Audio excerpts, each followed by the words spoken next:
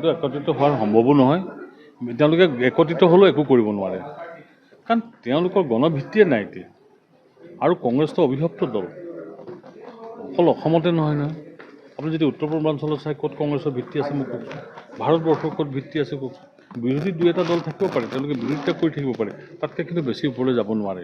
কাৰণ এইকাৰণে নোৱাৰে যে কংগ্ৰেছৰ ইমানেই অত্যাচাৰৰ সন্মুখীন হ'ল ভাৰতৰ মানুহ। ভাৰতবৰ্ষখনক দৰিদ্ৰ কৰাৰ লগতে ভাৰতবৰ্ষক বিভাজন কৰিলে, ধৰ্মত বিভাজন কৰিলে, জাতিত বিভাজন কৰিলে, অৰ্থনৈতিকভাৱে দুৰ্বল কৰিলে, দুৰ্নীতি প্ৰৱৰ্তন। সেই দলটো বাৰু কেনেকৈ মানুহৰ আস্থা পাব পাৰে? আৰু মই সেইকাৰণে বিৰোধীক লৈ চিন্তিত নহয়। মই আপুনি দেখিছে, মই ব্যক্তিগতভাৱে চিন্তিত নহয়। আৰু কেৱল হিমন্ত বিশ্ব শৰ্মা, নৰেন্দ্ৰ মোদী, বিজেপি এখেতসকলক গালি পাৰি থাকিলে ক্ষমতা পাব পাৰে নেকি? কাৰণ জনসাধাৰণ তেওঁলোকক সমৰ্থন কৰিছে, আৰু জনসাধাৰণে সমৰ্থন কৰাৰ কাৰণেতো মুখ্যমন্ত্ৰী শক্তিশালী হৈছে, প্ৰধানমন্ত্ৰী শক্তিশালী আছে।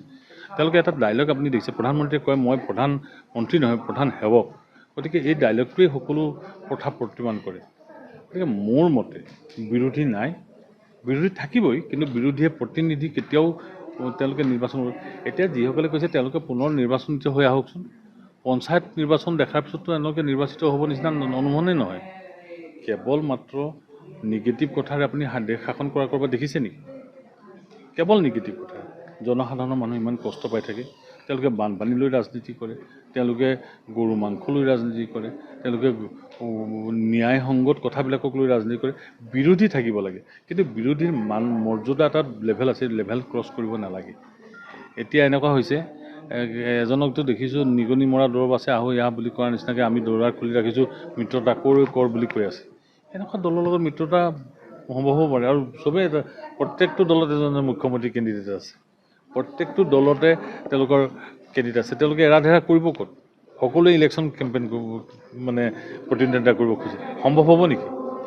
যি পঞ্চায়ত নিৰ্বাচনত ঠাউনি নাপালে তেওঁলোকে বিধানসভা নিৰ্বাচনত কি কৰিব? কাৰণ জনসাধাৰণ তেওঁলোকক কোনো কাৰণে সমৰ্থন নকৰে। কেৱল মানুহে ভাবে যে হিতাধিকাৰী বুলি নহয়, মানুহে বিশ্বাস জন্মিছে যে উন্নয়ন এইটোৰ দ্বাৰাই সম্ভৱ।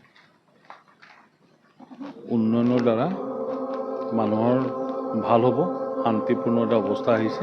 মই ভাবোঁ সেইকাৰণে মই বিৰোধীৰ একতাও নস্যাৎ কৰিছোঁ, হ'লেও তেওঁলোকে একো কৰিব নোৱাৰে। এইটো একত্ৰিত হোৱাৰ সম্ভৱো নহয়। তেওঁলোকে একত্ৰিত হ'লেও একো কৰিব নোৱাৰে, কাৰণ তেওঁলোকৰ গণভিত্তিয়ে নাই এতিয়া। আৰু কংগ্ৰেছটো অবিভক্ত দল, অকল অসমতে নহয় নহয়। আপুনি যদি উত্তৰ পূৰ্বাঞ্চলত চাই ক'ত কংগ্ৰেছৰ ভিত্তি আছে মোক কওকচোন, ভাৰতবৰ্ষৰ ক'ত ভিত্তি আছে কওকচোন। বিৰোধী দুই এটা দল থাকিব পাৰে, তেওঁলোকে বিৰোধিতা কৰি থাকিব পাৰে, তাতকৈ কিন্তু বেছি ওপৰলৈ যাব নোৱাৰে।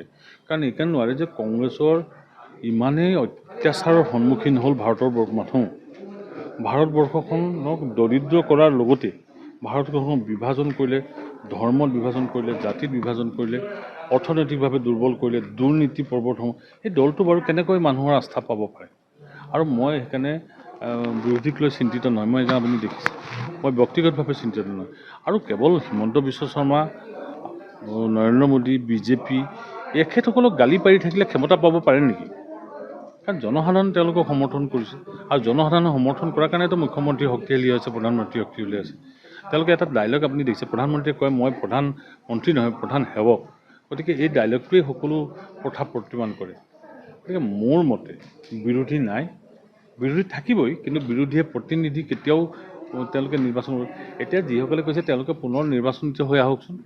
পঞ্চায়ত নিৰ্বাচন দেখাৰ পিছততো তেওঁলোকে নিৰ্বাচিত হ'ব নিচিনা অনুমানেই নহয়। কেৱল মাত্ৰ নিগেটিভ কথাৰে আপুনি দেশ শাসন কৰা ক'ৰবাত দেখিছে নেকি? কেৱল নিগেটিভ কথা। জনসাধাৰণৰ মানুহ ইমান কষ্ট পাই থাকে, তেওঁলোকে বানপানী লৈ ৰাজনীতি কৰে, তেওঁলোকে গৰু মাংস লৈ ৰাজনীতি কৰে, তেওঁলোকে ন্যায়সংগত কথাবিলাকক লৈ ৰাজনীতি কৰে। বিৰোধী থাকিব লাগে, কিন্তু বিৰোধীৰ মৰ্যাদা এটা লেভেল আছে, লেভেল ক্ৰছ কৰিব নালাগে। এতিয়া এনেকুৱা হৈছে, এজনকতো দেখিছোঁ নিগনি মৰা দৰৱ আছে আহো ইয়াহ বুলি কোৱাৰ নিচিনাকৈ আমি দৌৰাৰ খুলি ৰাখিছোঁ, মিত্ৰতা কৰ বুলি কৈ আছে। এনেকুৱা দলৰ লগত মিত্ৰতা সম্ভৱ হ'ব পাৰে। আৰু চবেই প্ৰত্যেকটো দলত এজন মুখ্যমন্ত্ৰী কেণ্ডিডেট আছে, প্ৰত্যেকটো দলতে তেওঁলোকৰ কেণ্ডিডেট আছে। তেওঁলোকে এৰা-ধেৰা কৰিব ক'ত? সকলোৱে ইলেকশ্যন কেম্পেইন কৰিব, প্ৰতিদ্বন্দ্বিতা কৰিব খোজে। সম্ভৱ হ'ব নেকি? যি পঞ্চায়ত নিৰ্বাচনত ঠাউনি নাপালে তেওঁলোকে বিধানসভা নিৰ্বাচনত কি কৰিব? কাৰণ জনসাধাৰণ তেওঁলোকক কোনো কাৰণে সমৰ্থন নকৰে। কেৱল মানুহে ভাবে যে হিতাধিকাৰী বুলি নহয়, মানুহে বিশ্বাস জন্মিছে যে উন্নয়ন এইটোৰ দ্বাৰাই সম্ভৱ। উন্নয়নৰ দ্বাৰা মানুহৰ ভাল হ'ব, শান্তিপূৰ্ণ এটা অৱস্থা আহিছে। মই ভাবোঁ সেইকাৰণে মই বিৰোধীৰ একতাও নস্যাৎ কৰিছোঁ, হ'লেও তেওঁলোকে একো কৰিব নোৱাৰে।